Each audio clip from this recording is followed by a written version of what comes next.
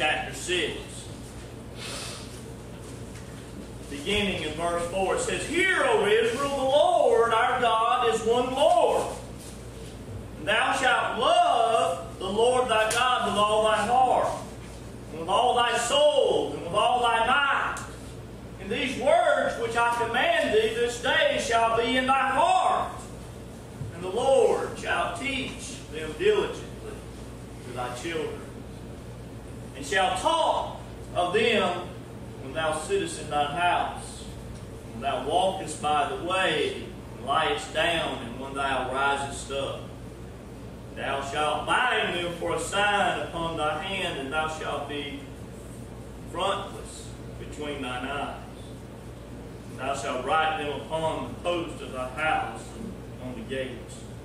And it shall be, when the Lord thy God shall have brought thee into the land which sware unto thy fathers, to Abraham, to Isaac, to Jacob, to give thee great and godly or goodly cities, which thou buildest not. And thy house is full of all good things, which thou fieldest not, and wells dig, which thou diggest not, vineyards and olive trees, which thou plantest not, when thou shalt have eaten and be full. Then bearest least thou forgotten the Lord.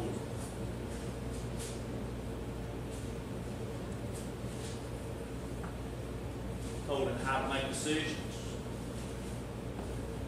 Told him from that day, the decision he made brought him to this place, where he has found vineyards that he didn't plant, wells he didn't dig. Where he's found blessings that he didn't get out there and do, but God has given him. He said it only happens when you decide to love the Lord. Not only decide to love the Lord, but this be something that you care enough about that you write it on the post in your house. That you put it in your heart. Not only that you put it in your heart, but you teach it to your kids. How we make decisions is, every decision that comes up, we say, I love the Lord, and because I love the Lord, I'll do this. Because I live for the Lord, I'll do this. Because I know the Lord wouldn't be greedy and stingy and take whatever. He would let Lot pick. So I'll let him pick. And I'll go the other way. Because that decision was made. You made a decision today. You made a decision to get up on what we call Sunday, which the world has adopted or made as a day off. It's a day off. No, it's not. God breaks back and God says, you know what it is? It's a day to keep holy. To put me first. He says, I give you 6 others. You can do with what you want. You know what? You can be off on Tuesday for all he cares. And sit at the house and rest. But he says, today is a day that you keep holy. And you did. You made that decision. You don't do it for yourself. You don't do it for somebody else. You do it for the Lord. The opening prayer was just talking about what the Lord has already done for us and what the Lord's going to do for us. I wonder today if you make the greatest decision.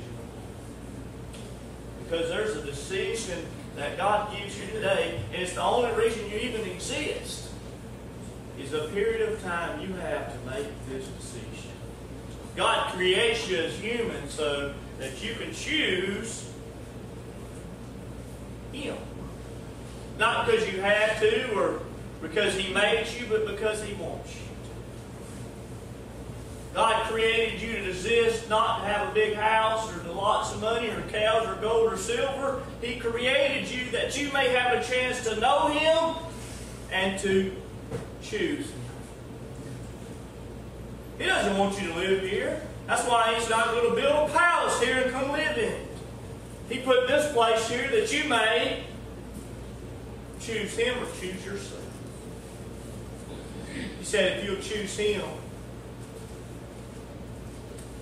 then in the future, you will be greatly rewarded. Most decisions that were put in front of us, we don't know how they're going to affect us in the future. I had no idea, and still have no idea, what the Selective Service may hold for me in my future life. I know they're not going to graft me. Told me that the other day. They didn't want me. You know, it starts to feel weird when the Army doesn't want you. You know that? You should feel great today that they want you, man. They don't want me. So I have no idea, but I do know one decision, how it's going to end. I know that Jesus told me that if I accept Him as Lord and Savior, make Him the Lord of my life, Joe, He would write my name in the Lamb's Book of Life, and that I would spend eternity in His presence in a heavenly body, a place where He would forgive my sins and cast them away. He also told me that I could never make that decision, and it would just be just like making it. I could never acknowledge that decision. I could never stop and take time to even ponder it. I could never just stop and say no. But it's just like saying no. He told me if I never stopped and made that decision that I would burn in hell for eternity. As Brother Wally said, that every knee and every tongue shall confess Him. Every tongue will say, You are Lord. Every knee will fall, whether they want to or not. Everybody in here will stop and meet the Lord, whether they want to or not.